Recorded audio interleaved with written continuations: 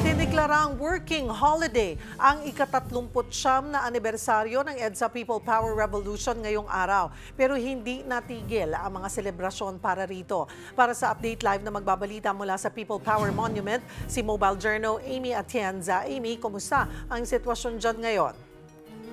Serye, sa mga oras na ito, naghihintay pa ang lahat para sa rally na magsisimula mamayang alas 2 ng hapon dito sa EDSA Shrine. Para yan sa 39th anniversary ng EDSA People Power Revolution. Mula pa kaninang umaga, kabi-kabila na rin ang mga aktibidad.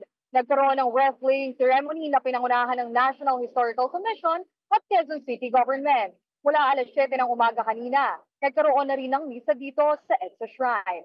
Mamayang hapon, ilan sa mga inaantabayan ng aktibidad dito ay ang prayer vigil, panawagan para sa pag-alala ng EDSA People Power Revolution at maging impeachment ni Vice President Sara Duterte.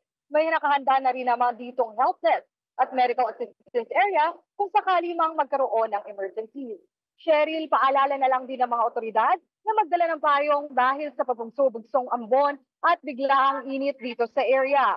Magdala rin ng tubig at iwasan ang magbitbit ng mga patalim. Hindi magsasara mga kalsada pero pinayuhan na din ang mga motorista na dumaan sa mga alternative routes. Cheryl? Maraming salamat, Mobile Journal Amy Atienza.